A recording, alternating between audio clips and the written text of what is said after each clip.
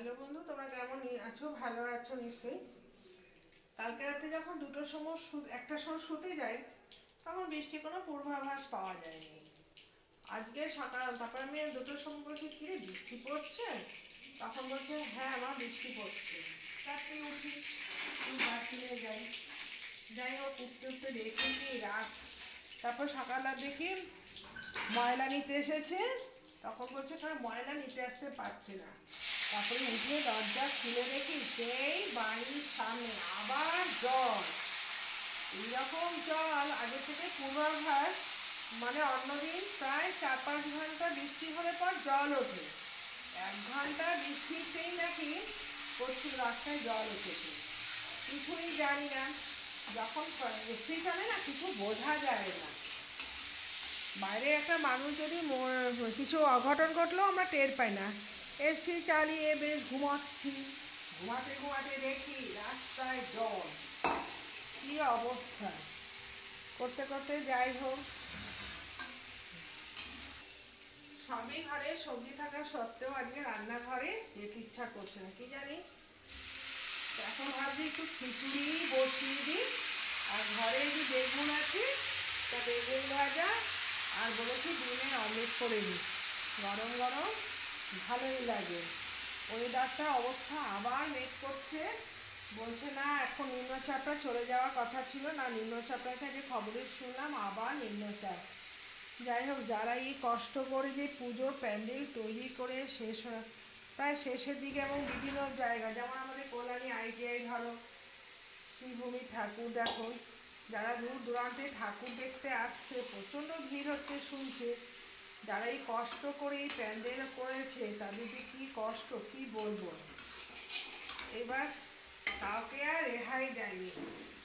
এদিকে বৃষ্টি তো শুরুতেই বৃষ্টি, ভেবেছিল না পুজোর মধ্যে বৃষ্টি থাকবে না। এই প্রথমবার এত বৃষ্টি, কেউ বিশ্বাস করতে পারছে না। কি হয়েছে কেউ কিচ্ছু বলতে পারছে না। কেন? খিচুড়ির মধ্যে একটু মিষ্টি মিষ্টি খিচুড়ি হবে, তার জন্য একটু মিষ্টির পরিমাণটা একটু বেশিও দিয়ে দিলাম। এর মধ্যে নুনটা দিয়ে দিই। প্রেশার কুকারে সিটি দিয়ে দেবো, ব্যাস তাড়াতাড়ি হয়ে যাবে। নুনটাও দিয়ে দিলাম, হলুদটা দিয়ে দিচ্ছি।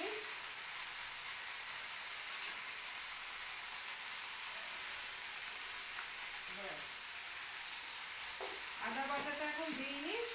আদা বাটাটা এখন যেহেতু প্রেশার কুকারে সিটি দেবো, একটু পরে ওপর দিয়ে আমি কুচিয়ে দিয়ে দেবো।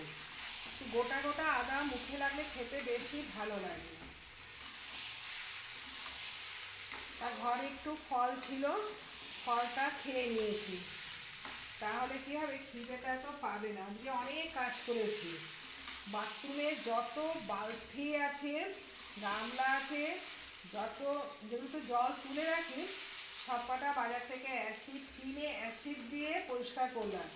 বাজারে কিন্তু হারপিক পাওয়া যায়, লাল হারপিক, কিন্তু আমার না ওটা ভালো পরিষ্কার হয় না।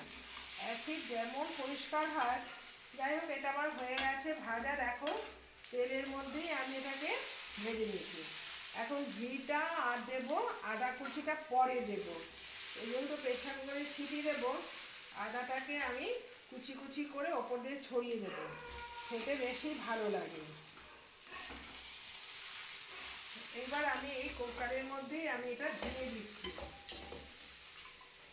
এটা একদম কিন্তু সিদ্ধ চালের খিচুড়ি।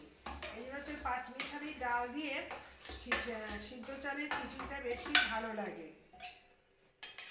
আমরা তো গোবিন্দভোগের চাল খাই, কিন্তু তোমার বাড়িতে দেখবে যত রকমের ডাল আছে অল্প অল্প করে নেবে, তার মধ্যে একদম বসিয়ে দেবে, দারুণ লাগে। আমরা মাঝে মাঝে একটু বৃষ্টি হলো শীতকালে রান্না করতে যখন ভালো না লাগে, একবার ডাল আর চালে বসিয়ে দিই। এতে কি হয়, তো পাতলা পাতলা খিচুড়ি খেতে দারুণ লাগে। বসিয়ে দিলাম। এখন থেকে তো সেই নবরাত্রি শুরু হলো। নবরাত্রিতে এরা ভাত খায় না। তখন জিজ্ঞাসা করলো তো কি খাস রে?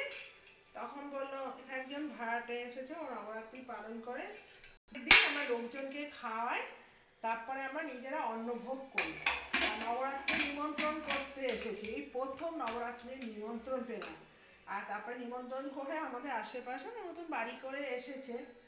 তা নবরাত্রির দিন ওদের লোকজন খাওয়ানো হয়নি, যেহেতু এবার নবমী পুজোর দিন যেহেতু বাড়ির কাছে পুজো হয়, আর তাদেরকে সবাইকে না করেছে, সেদিনকে রাতে ওদের বাড়িতেই খাওয়া হবে।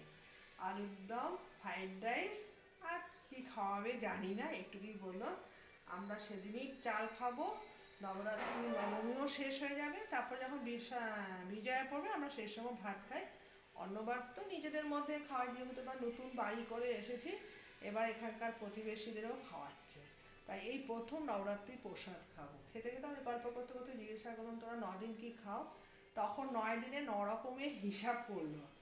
তখন বলছে তোমরা কোনো নাম শুনে? আমি শুনেছি, কিন্তু আমাদের সেভাবে তো আর গল্প শুনেছি অনেক। এখন তো বাঙালিরা 12 মাসে 12টা পূজনী থাকে। একজন করতো, সে বলছিল 1 না 2 বার পালন করার পর আর নবরাত্রি পালন করে। আমাদের বাঙালিদের উৎসবটা নবরাত্রি না, নবরাত্রি হচ্ছে যারা একটু কোন দেশের জানি না, ওরা থাকতে থাকতে বাঙালি হয়েছে। বললাম না, আমরা 3 পুরুষের আগে আমাদের গুজরাটে থাকতাম না, কোথায় থাকতো। যাই হোক, এত কিছু জানিও না, গল্প করছে শুনি। তারপর ওই যে জানে সে অনেকে প্রশ্ন করছিল, তখন দাঁড়িয়ে একটু শুনছিলাম। যাই হোক, পুজো এসেও গেল। সবাই এবার তো দোকানপাটে জামা কাপড় কেনা পুরো বন্ধই হয়ে গেছে।